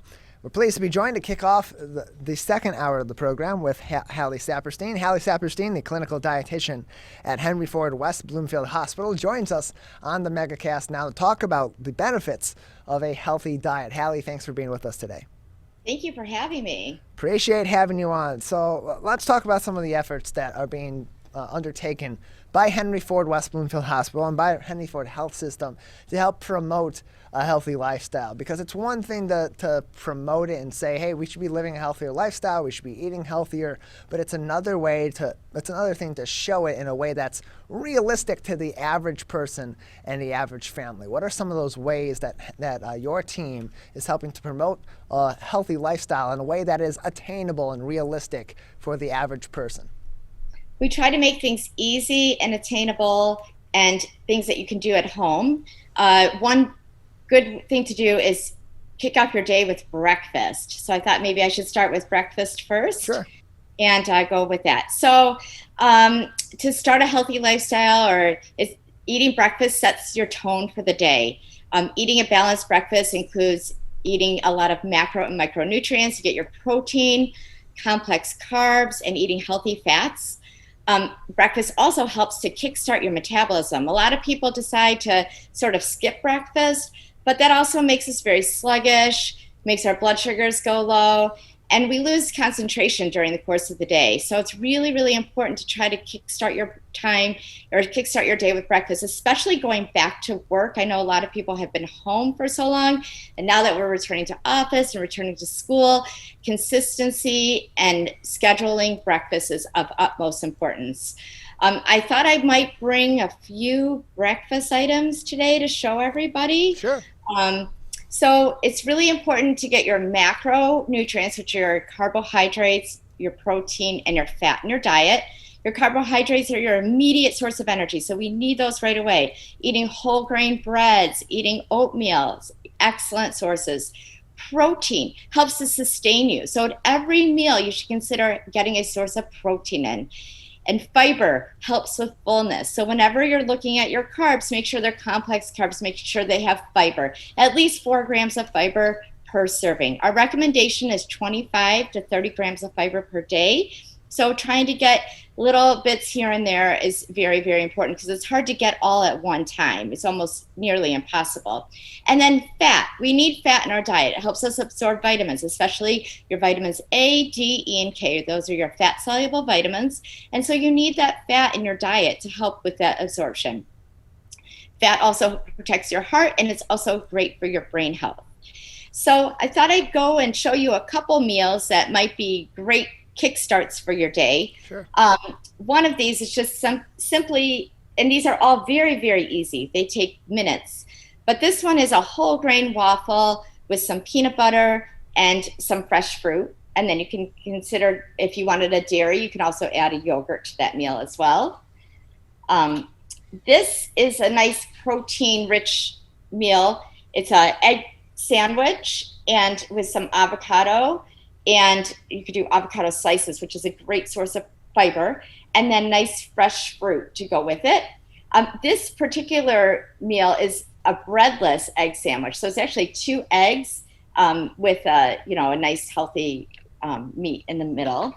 And then the other item is a nice, easy way to you have some nuts, some yogurt, and a banana. So trying to promote breakfast is something that we really, really try to do with all of our patients here in the hospital and as well as our community. So a lot of people that are trying to live a healthier lifestyle, the first place that they really struggle with in terms of what to incorporate into their regular diet are those fruits and those vegetables. And in some cases, the preparation time plays a factor. In some cases, it's the expense of fresh versus frozen. Is there a difference or a suggestion between using fresh vegetables and fresh fruits versus the frozen variety to incorporate those into our diets, as they are a very important part in living a healthy lifestyle? Sure, that's a fantastic question. So fresh is always best. Unfortunately, sometimes fresh can be expensive. As we know, cost of food has gone up. So sometimes that's a challenge. One thing I do suggest, though, is looking at the circulars or going onto the Kroger apps or any of the local grocery store apps to look to see what's on sale that week, to see if you can incorporate some of those fresh fruits and vegetables that are fresh and on sale into your diet. As many times you can find, especially the seasonal vegetable or fruits like apples, for instance. Right now, those are a little bit less expensive than they are in the off-season time. But as far as, so fresh is best because you're getting nice, good fiber, especially fresh that's locally fresh, because if it's locally picked, then it has its peak nutrients in it at that time. But if that's not an option, another great option is frozen. Frozen, they actually pick it, they blanch it right there, they freeze it, and they ship it. So actually the nutrients are pretty, consistent, and they're definitely in the frozen vegetable. So sometimes frozen is really, sometimes it actually has more nutrients than some of the fresh, because if you're not buying fresh that's locally picked, it's been on a truck for some time. And so again, the frozen has been blanched, picked, and bagged right away. So they retain the nutrients, the color, the flavor. One caveat with frozen is to avoid any in sauces like butters or stir fry mixes, because unfortunately what they do is they add a lot of sodium and they add a lot of unhealthy fats to those products. So the best thing to do is buy your own frozen vegetables and then to season them yourself. Also as far as frozen, the possibility of pathogens being in the frozen is less than if you bought if some of the fresh vegetables, you have to wash them right away. Well, the frozen's already been done. That's already been done for you. So that foodborne illnesses, the risk of that is very, very minimal with a frozen product. Also the other positive about frozen is that you can buy things that you could never find in our local grocery stores. You can find it in the frozen section. So it's a really good way to sort of add some bulk to some of your nice recipes that you're making. And the other negative, as far as there's frozen fruit that's out on the market, but it's really, really important to look at the label and make sure it doesn't have added sugar, and just make sure that it's in its own natural juices. We're joined by Halle Saperstein. She is a clinical dietitian at Henry Ford West Bloomfield Hospital, joining us today on the Megacast to talk about the importance of living a healthy diet. And particularly right now, Halle, in the fitness circles, but also in discussions about healthy nutrition, one of the buzz phrases or buzz topics right now is intermittent fasting. You mentioned earlier about the importance of a healthy breakfast to your daily health. And intermittent fasting, in some cases, makes that more of an emphasis, and in other cases, may make breakfast something that is avoided. What is intermittent fasting? Let's start with that. And then what benefits and drawbacks can it have on top of that to the average person's health and diet? So the term intermittent fasting is used in a different variety or different ways. Sometimes people use that word intermittent fasting, meaning they're not going to eat 2 days a week and they're going to eat the other, 4 days or 5 days a week. Sometimes that means they're going to skip their breakfast and lunch and try to get all of their intake at dinner. I always promote lifestyle changes. And as far as intermittent fasting, it's definitely not the healthiest way to go about making a lifestyle change. Oftentimes our blood sugars are affected, our memory and our ability to concentrate is also affected from intermittent fasting. So as far as making a lifestyle change, I do not recommend intermittent fasting, and I just recommend eating every 4 to 5 hours to keep everything consistent, to keep your blood sugar consistent, to keep your memory and your concentration consistent. We're joined by Halle Saperstein. She is the clinical dietitian over at Henry Ford West Bloomfield Hospital, joining us today to talk about living a healthy lifestyle, particularly making your diet as healthy as it can possibly be. And one way that people throw off a really healthy lifestyle, particularly a really healthy diet, is by adding unnecessary sugars and other chemicals into their diet. And commonly, that can be done quite easily through someone's morning coffee or afternoon coffee when they go out and they get some special drink that has a lot of added stuff in it that ultimately is not as good for your health as maybe the coffee might be, or other things that you can put into your diet. So you have that. There is a recent blog post done through the Eat Well blogs through Henry Ford West Bloomfield Hospital about 7 ways to lighten up your go-to fancy coffee order. What are some ways that people can take their special coffee orders? They don't just want plain black coffee. They want something that has a little more flavor and a little more taste and excitement to it. How can they get that but not sacrifice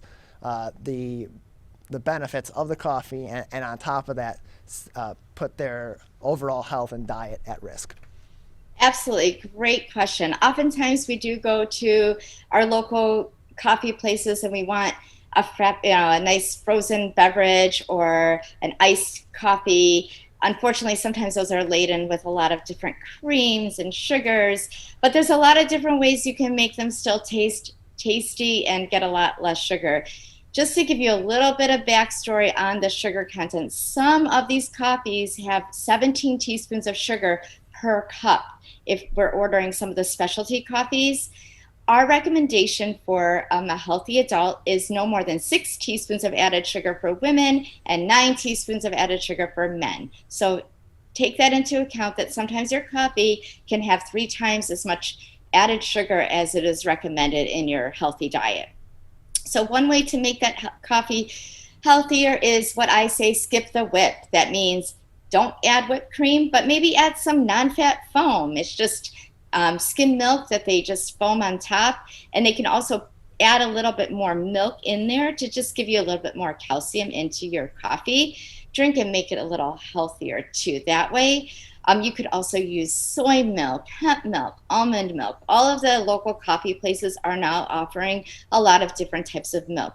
Another great milk out on the market, and some of the coffee stores will have it, is oat milk. Another great way to do your coffee is make it at home. Buy yourself a foamer for home. Buy yourself a nice coffee maker, and you'll save a ton of money. And you'll also make sure that the drink is a lot healthier. We're joined by Halle Saperstein. She is the clinical dietitian at Henry Ford West Bloomfield Hospital, joining us today to talk about improving your diet and making your diet much more healthier as you attempt to live a healthier lifestyle. And when people talk about a healthy diet, timing is something that often comes up in that conversation. Some will say you should be eating several small meals, but eating them every few hours. Some still are subscribing to the 3 square meals a day with occasional snacks theory. What do you suggest for people? Should it be different from one person to another based on their lifestyle, or is there kind of a one-size-fits-all suggestion that you would provide to the general public? It definitely varies. It varies on people's exercise levels. It varies on the time that they're awake. Many people are awake for 16 plus hours. Unfortunately, they're not getting the sleep that they need.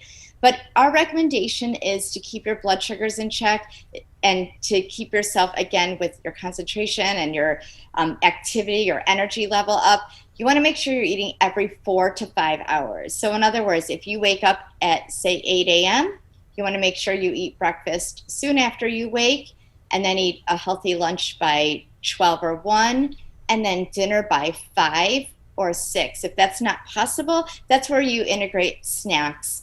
And I've included a few snacks I brought with me today. One of them is just a nice protein bar, especially if you're doing any type of exercise. A lot of people will leave work and they go right to the gym. Their activity level is just very, very poor. So trying to get some type of snack in as well as some fluid into their bodies is going to give them their optimal exercise ability. We're joined by Halle Saperstein. She is the clinical dietitian over at Henry Ford West Bloomfield Hospital with us on the Megacast. And commonly when people make a push to live a healthier lifestyle, they start to focus on their diet, but many of them are going in blind. What are some common mistakes that you see or that you hear about often for people that seek your consultation or others a consultation on your team over at Henry Ford West Bloomfield Hospital? What are some of those common mistakes that people make as they're aiming to live a healthier lifestyle that ultimately throws off their plans, albeit probably in a way that's quite innocent and just for a lack of knowledge? A lot of people just decide to fast. We were talking about the intermittent fasting, and that's sort of the new buzzword, the new go-to type diet to decide I'm going to lose weight. Well, unfortunately, your body decides to store calories, and you don't lose the weight that you might think you're going to lose. There might be an initial small weight loss, but long-term, that's not the way to go. And also, they decide to cut different food groups from their diet. You always want to make sure that at each meal, you're incorporating as many of our food groups as you can. You definitely, our bodies need different micro and macronutrients throughout the day. And unfortunately, a lot of times when people are dieting, they lose sight of that, and they lose that, ability to take in those foods because they think they're forbidden foods, or they think that they're, foods that are not going to allow them to lose that weight that they want. Also, a lot of times people decide to decrease their appetite or decrease their intake and decide not to exercise because they feel that they're going to lose the weight. But long term, we really want to build that muscle mass because lean muscle mass is the best way to, our bodies, use a lot more energy the more muscle we have. And so if you're not exercising, you're not burning as many calories. So you're definitely slowing your metabolism down by just cutting back food and not exercising. We're joined by Halle Saperstein. She is a clinical dietitian over at Henry Ford West Bloomfield Hospital. Halle, just another couple minutes with you before we'll say goodbye today. Any last words of advice for people that are aiming to live a healthier lifestyle, change their diet to make it healthier for their activity levels, or just in general as they're trying to lose weight or fight off disease, or just simply eat healthier? Enjoy your food. Eat your meals, eat again every 4 to 5 hours. Make sure you're incorporating all the food groups. Make sure when you look at your carbs, they're whole grains. A lot of people will start eliminating carbs from their diet. Don't. They're great for you. They're the immediate sources of energy, but just make sure they're the whole grains. They have fiber. And exercise and drink fluids. It's very, very important to make sure you're getting a lot of fluid in throughout the day. Water is definitely your best friend. Well, Halle, we appreciate your time. Thanks for your insight and for all this information. I'm sure it will be very helpful to people as they head into the holidays and into the new year, where a lot of people do then aim to live a healthier lifestyle. Thank you. Thank you. Appreciate it. Halle Saperstein, the clinical dietitian over at Henry Ford West Bloomfield Hospital. Learn more and view their Eat Well blogs at hfhs.org. We're going to take a quick break. On the other side, we'll go from healthy eating to reading. And we'll be joined by the director of the West Bloomfield Township Public Library, as I need to learn to read so I can say public correctly. The director of the West Bloomfield Township Public Library, Kathy Russ, joins us next on the Megacast. When times get dark, we can't see the help that's all around us. When you don't know where to turn, let 211 be your guiding light.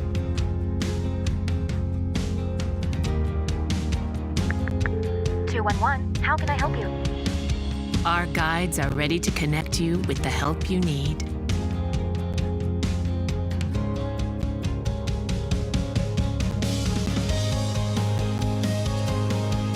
For help with food, healthcare, mental health, and other resources. Call 211 or visit 211.org. 211. Get connected, get help. we may come from different organizations. But we work together to protect the Huron River for everyone. Neighborhood storm drains carry water directly to local creeks and streams. No filters, no treatment. Storm drains also help reduce street flooding when it rains. So clearing storm drains and the areas nearby of trash and leaves helps keep them for rain only. It is easy to do your part by adopting a storm drain. Find a storm drain, check it, and clear it every month. So keep storm drains for rain only. There's one water, and it's ours to protect.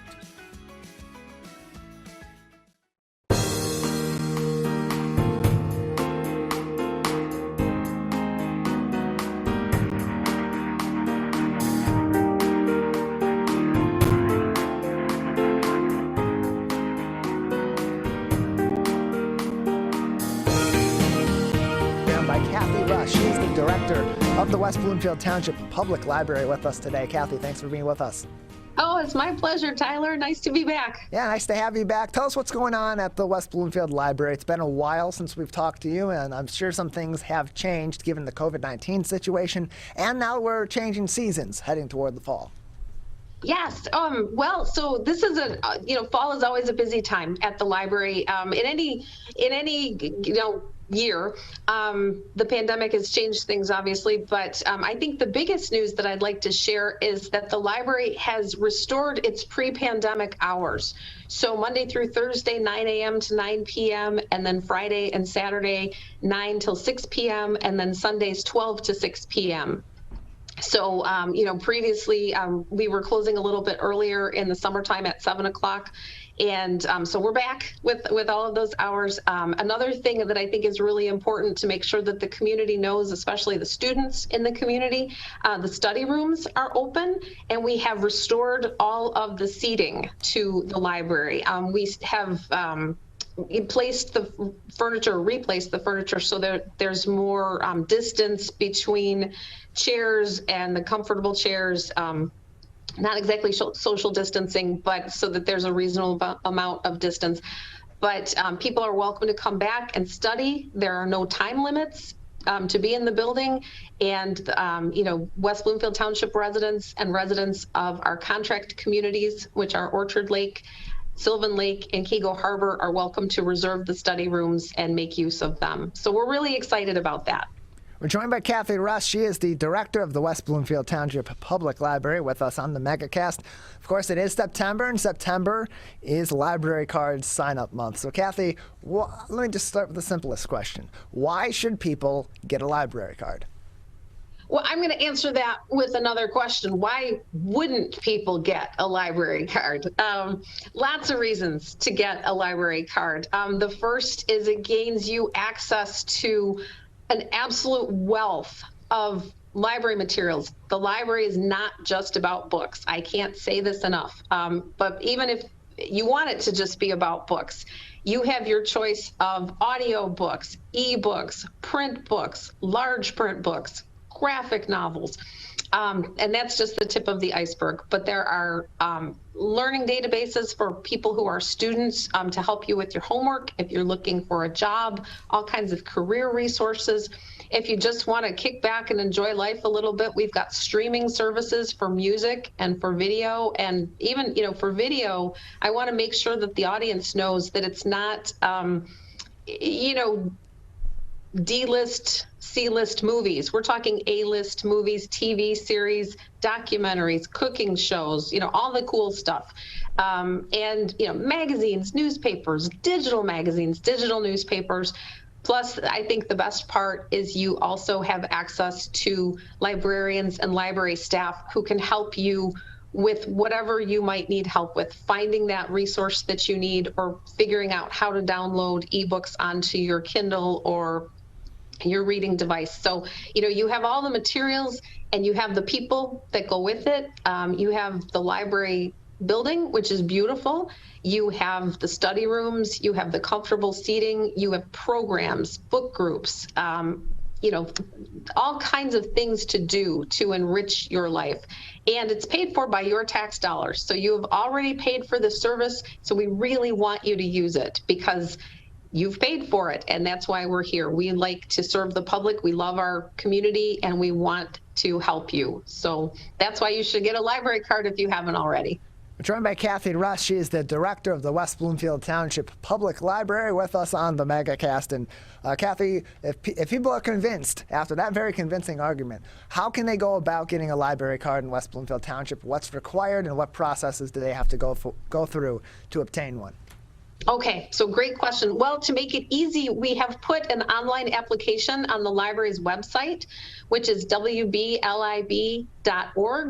And so you can fill that out at your convenience, from home, from your phone, from wherever you happen to be, put that information in, and then, we can get the application process started. So when you do come in, you're halfway there. So if people want to do it that way, they're more than welcome to. If you want to just walk into the library during open hours, you can do that too. We do require a form of state ID, picture ID with your current address on it. So if you're a West Bloomfield Township resident or a member of our contract communities and your driver's license or ID card reflects that, that's all you need. You won't have any trouble. If you've just moved here and maybe your driver's license hasn't changed, what you'll want to do is make sure to bring in 2 pieces of official mail that show your current address. And what I mean by official mail is like your DTE bill, your mortgage agreement, your lease agreement, consumer's energy bill, a utility bill, and then something that shows, your property or where you live. So you bring that in just to demonstrate proof of residency, and we'll get you the card and you will be good to go.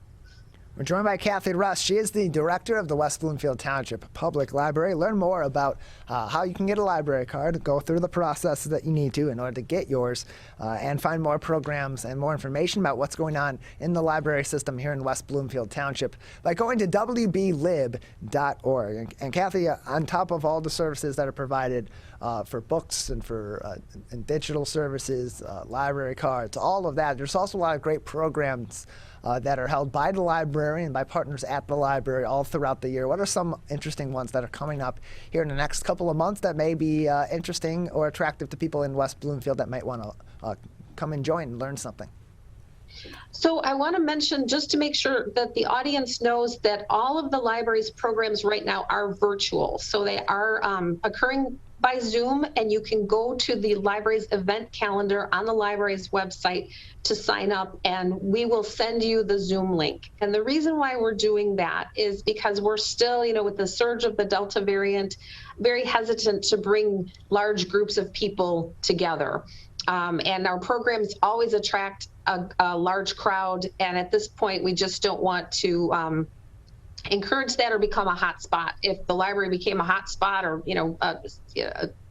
people came down with the virus, we might have to close, and we don't want to do that. We've had a great track record of being open since June of 2020, and so that's why we've made the decision to keep programming virtual, even for kids, at least through the end of this year.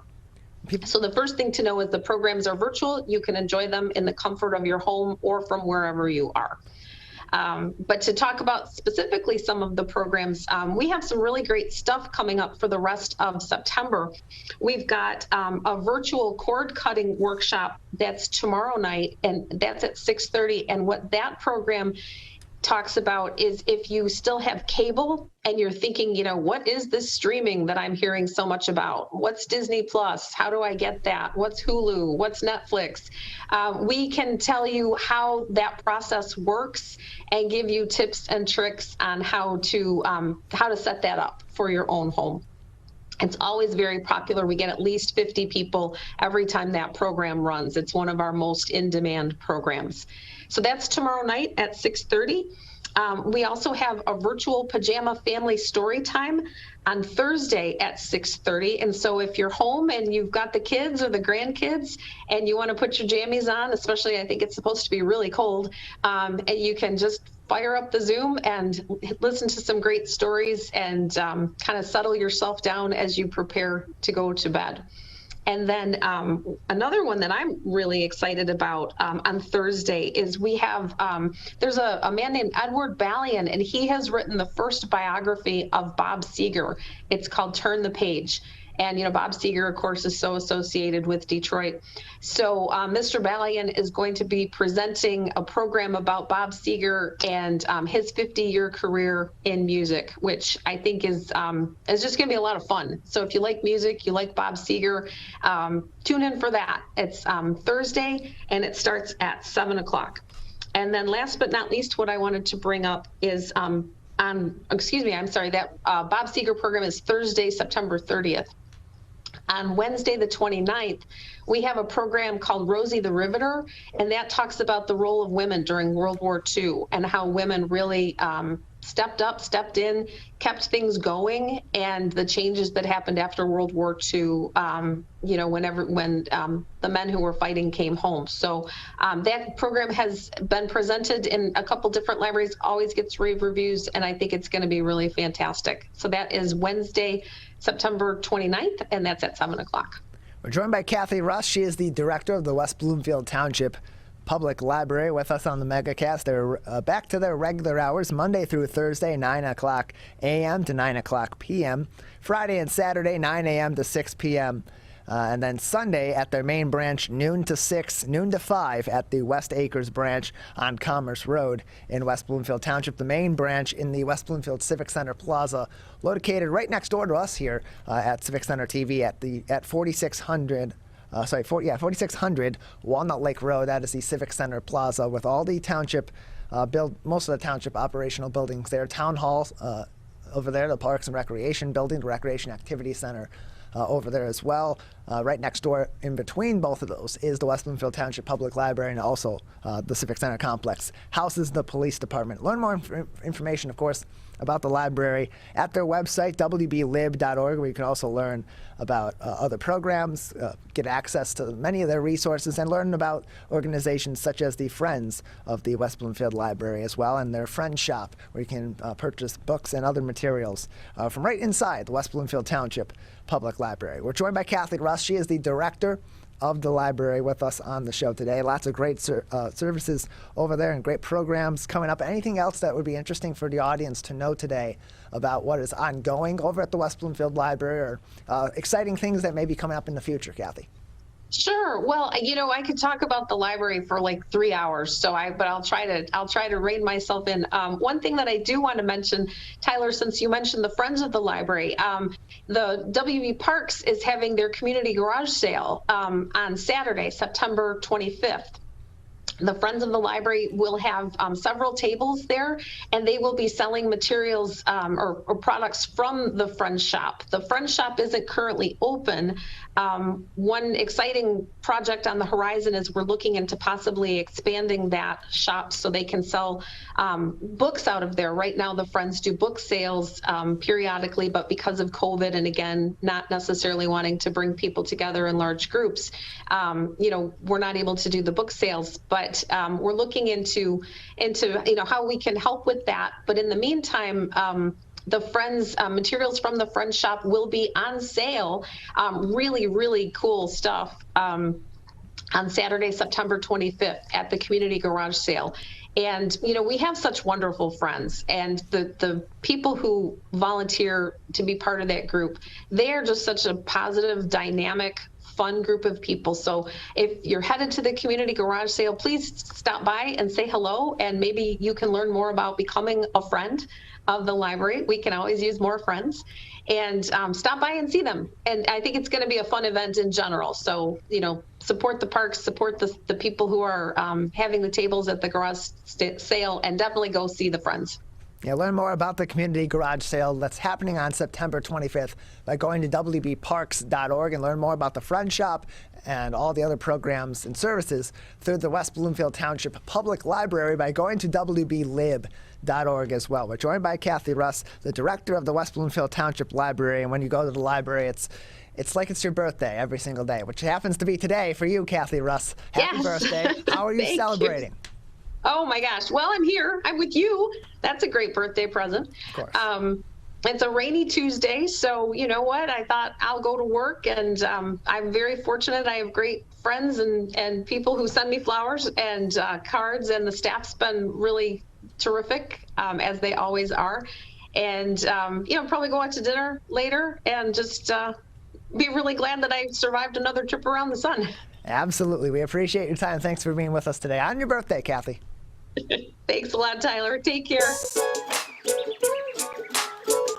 One of the things you can look for in your friends is a change in behavior. These can be big changes, they can be small changes in mood, physical appearance. They may be sleeping less or sleeping more, drinking more, or their eating patterns may be different. One big change that can be pretty obvious is change in motivation. Do they no longer want to play basketball? Do they no longer want to play video games?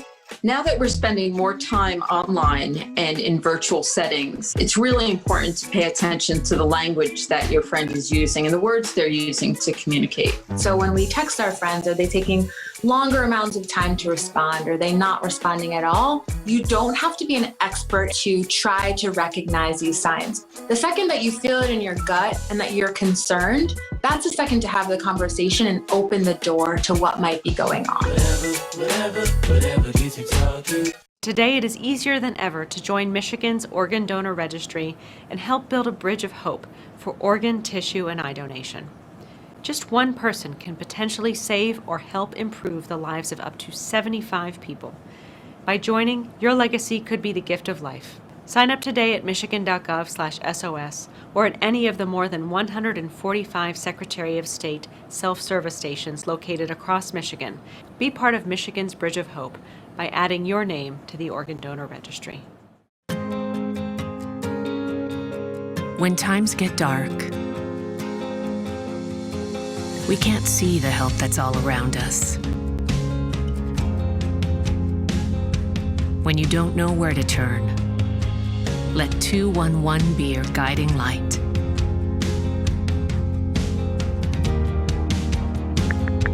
"211, how can I help you?" Our guides are ready to connect you with the help you need.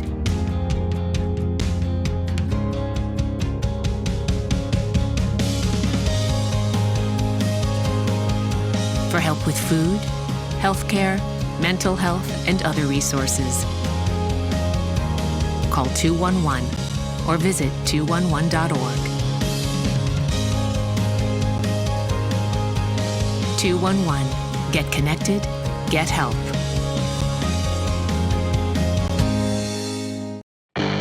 How does marijuana affect the teen brain? Our brains are still developing into our 20s. With regular use, marijuana can affect teen brain development.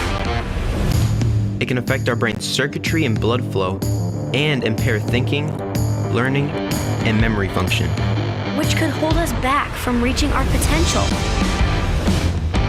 Don't let marijuana mess with your brain. Get the facts at michigan.gov/drug-free. Whether you're the city, the county, or the Huron River Watershed Council, we work together to protect water resources for everyone. Most of the pollution entering our rivers is carried by rainwater that runs off roads, parking lots, and rooftops. A rain garden helps catch stormwater runoff. Rain gardens and their plants help dirty runoff soak into the ground. You can do your part to help keep our water clean. Learn about rain gardens and native plants. So consider a rain garden in your home landscaping. Catch the runoff with a rain garden. There's one water, and it's ours to protect. I couldn't breathe at all. There was lots of talk about putting me on a ventilator. I thought I was gonna die.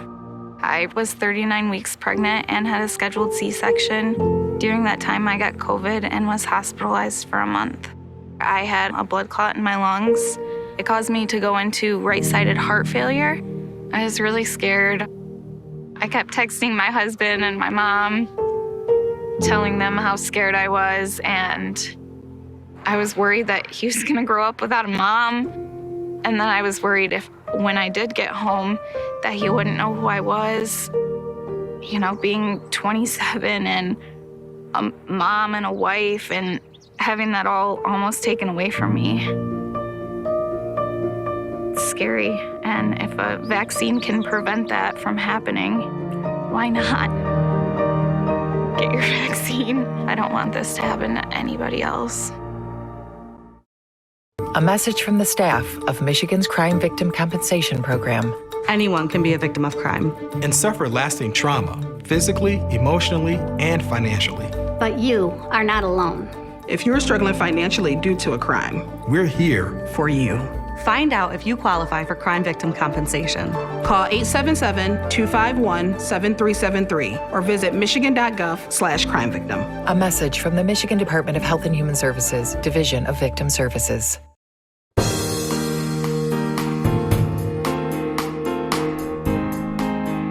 Welcome back to the Megacast. I'm Tyler Keefe, alongside our studio producer and board operator Calvin Brown in our studios in West Bloomfield Township, where we broadcast Monday through Friday live from 10 a.m. to 12 noon on Civic Center TV and on 89.3 Lakes FM. We're also on a number of different television and radio outlets. I'd name them all off, but then again, we have 20 minutes left in the show, and I know I'd rather not cut this interview down to being just 5 minutes because we go through all those outlets. Learn more about them at civiccentertv.com/megacast, where you can also find all of our interviews and our full episodes on demand. You can watch them anytime you would like to, whether that would be 12 noon after our shows and the day after, if you can't join us on the day of for our live show, or at 1 o'clock in the morning. Live a little, whatever you want to do.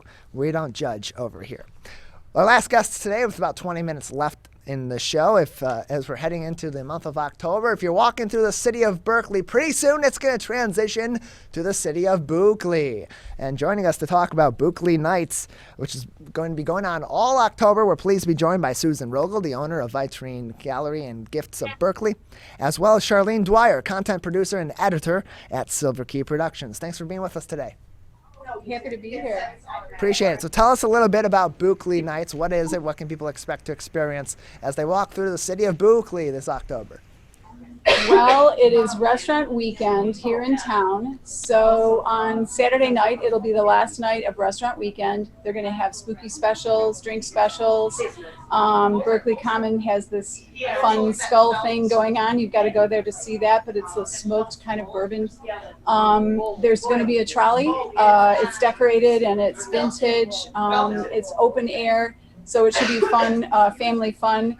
Or bring the gals or your hubby or whoever and take the trolley throughout town. It'll make stops all the way to the restaurants like Amici's and Green Lantern and Berkeley Common, lots of stops, and then it'll take you to all the stores, both on Coolidge Highway and 12 Mile.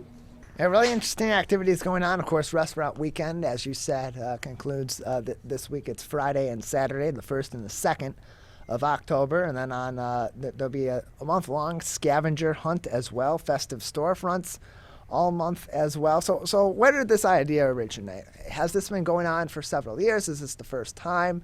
And how do people participate? This is the first time. We intend to have it every fall. We intend to expand on it, but this is the inaugural run. We got the idea for a night market, and then some other folks, like the gal that owns Fresh Collective Kitchen, started saying we should make it an entire month of spooky things, and then Buckley came to be, and it's super fun. There's you have to go to the website to see a lot of it. There's a Monster Mash thing where they're blocking off a street, and lots of freebies and pet photos, costume contests, things like that. Hallelujahs is a reason enough to come on Saturday night, the night market. Charlene Dwyer is going to light up the town with a bunch of Hallelujahs, rear projection things, and the windows will be lit up, and they've done a lot of painting throughout town, and it's delightful. So lots to see and do. Lots of shopping as well. Susan Rogal joins us, the owner of Vitrine Gallery and Gifts of Berkeley, as well as Charlene Dwyer, content producer and editor at Silver Key Productions, joining us on the Megacast. And Charlene, let's talk about what was mentioned earlier, the Hallelujahs. You're curating that as well as the evening productions. What's going into that? What can people expect to be seeing? And just how big of a production is that to have those Hallelujahs projected at various points throughout the city? So as you can see, this is kind of a little sampling of what you're going to see, but they're going to be blown up bigger than life. Susan and I have known each other for the better part of 10 years, and I met her at the first de-electricity, I was doing a small installation at a coffee shop. We've been following each other ever since, and just, feeding off of each other's ideas. And she came to me with this idea of taking these projections that I have done in the city of Pontiac down here to Berkeley. And we just kind of got together, looked at a bunch of buildings, and I saw the buildings as canvases. And we came up with the idea of creating a lot of different, like a mosaic of visual activity or visual interest. So we're going to have the projection installations. We also have some silhouette installations, and then a couple of other really fun surprises that you'll just have to come down and see on Saturday night. We're joined by Susan Rogal, the owner of Vitrine Gallery and Gifts of Berkeley, as well as Charlene Dwyer, content producer and editor at Silver Key Productions, to talk about Berkeley Nights, which will be going on all throughout the month of October 1st through 30th, throughout downtown Berkeley. Learn more information on downtownberkeley.com/Berkeley. And Susan, Charlene, why this event?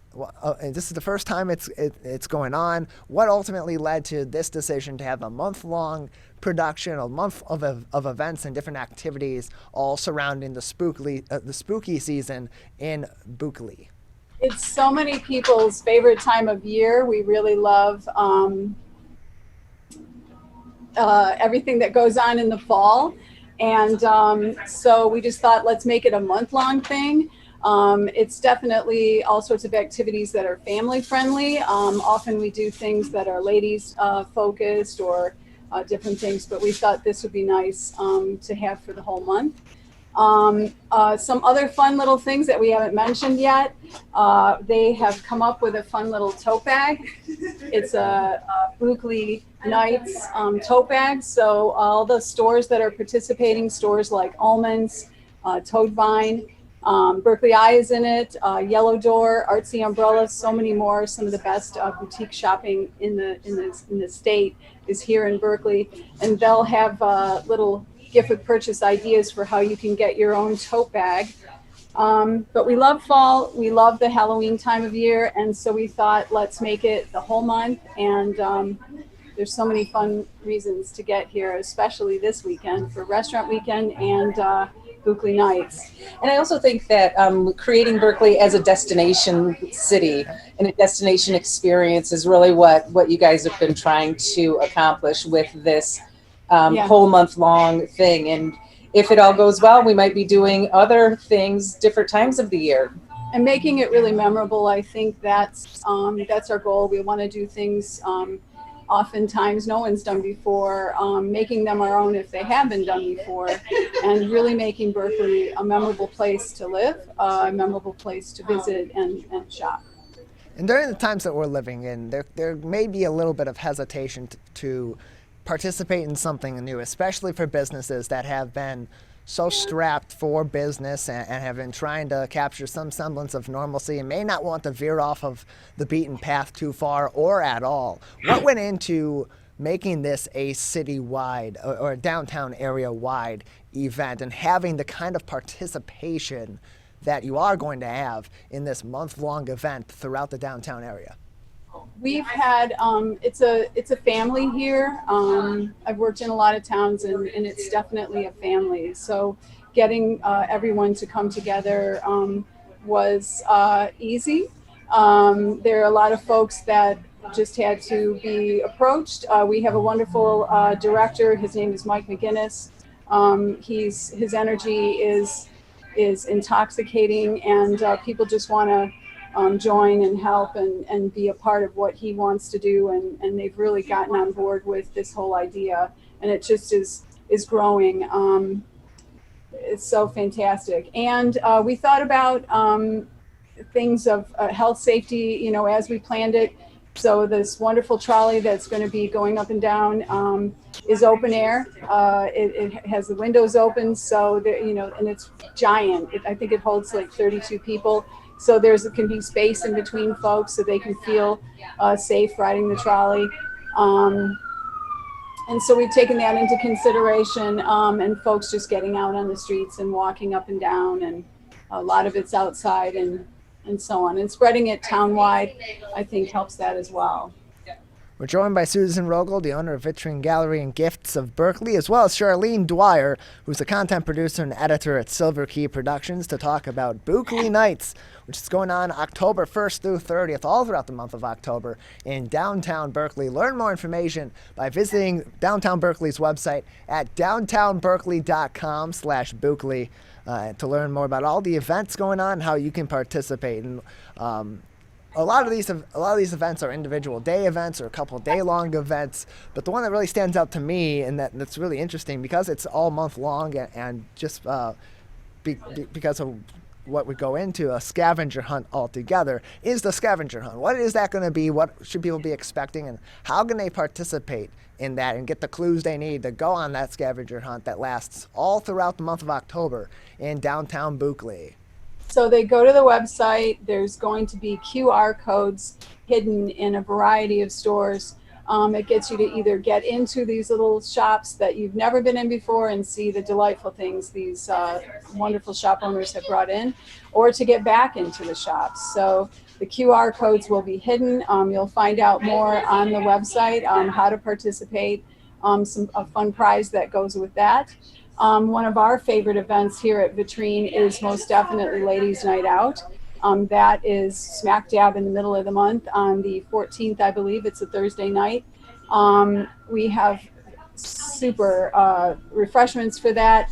We're going to have Day of the Dead refreshments for night market, little goodie bags and drinks. A lot of the stores are doing refreshments. The Fresh Collective next to us is baking wonderful things, and they're going to have coffees and teas and things. So everyone will have delights like that. So yes, you'll find out more about an entire month full of stuff on the website. And that website again, downtownberkeley.com/Buckley for Buckley Nights. And a lot of businesses are participating in this. They're going to be modifying their storefronts to participate, to join in on the festivities. What other special things may be going on with those businesses, promotions or other activities that they may be holding individually as an event within the event throughout the month of October in Buckley? So each different shop is doing spooky specials. I know the restaurants are doing special things just for it. Each different business, there's a Facebook page for the event to highlight all those different things. It's vast. There's so much going on. Yeah, it's hard to keep up with everything people have going on because everybody builds off of the next idea. So, we're doing these lighting installations, and it's just inspiring other store owners to do more. And we don't know everything that they have planned, but we just know that there's a lot of energy and a lot of excitement for this upcoming weekend, the night market. The tote bag is definitely one of the key things, the gift with purchase tote, and that'll be available at all the participating stores. And then everyone's going to put their own personal spin on it, what's going on that night, special guests. Those Hallillusions, the projection art and different light up installations will be throughout the town, so a lot to see as well as you ride the trolley. Visiting the link and then visiting the Facebook page of each individual group will really let everyone know what specifically is going on where. Everybody loves a good tote bag, and you can get one through Buckley Nights, October 1st through the 30th in downtown Berkeley. Learn more information at downtownberkeley.com with a number of different events, such as, of course, this weekend is Restaurant Weekend, October 1st and 2nd. The night market, also on October 2nd, featuring free downtown trolley rides. Then there's also fun events like the Trick-or-Treat Stroll on October 30th, noon to 3 o'clock, where you can collect candy at participating downtown businesses. And, of course, the Monster Mash also on October 30th. That is from 2 to 6 p.m. And then, of course, there's all those spooky storefronts and individual participation activities at those individual stores as well. We're joined by Susan Rogal, the owner of Vitrine Gallery and Gifts of Berkeley, and Charlene Dwyer, content producer and editor at Silver Key Productions, to talk about Buckley Nights coming up in Berkeley all throughout the month of October. Ladies, anything else for us today before we'll say goodbye, or anything else that's interesting about Buckley Nights that we haven't spoken on that our audience should know about? variety of restaurants. I would come early, get something to eat, maybe even experience some of the drink specials along the way, get on that trolley, and stop at the different shops and see what's going on. It's a wonderful time to spend the evening in Berkeley. 5 to 9 p.m. You can cover a lot of ground, get a lot in, and I know for us, we have a robust fall collection. We've been spending a lot of time bringing in our fall items. I know many of the other shops here in town, they just have never looked better, and there's so much to see. They're saying to get your shopping done early. I always say that, and I think I firmly agree wholeheartedly this year that it's a good time. You might get that done too while you're out and about, get some of it started at least. Yeah, the U.S. Postal Service is going to be slowing down its mail distributions, particularly of packages, as we head into the holiday season. So you might as well go into downtown Berkeley, do your shopping a little bit early, and experience the spookiest city in southeastern Michigan. That would be, of course, downtown Berkeley.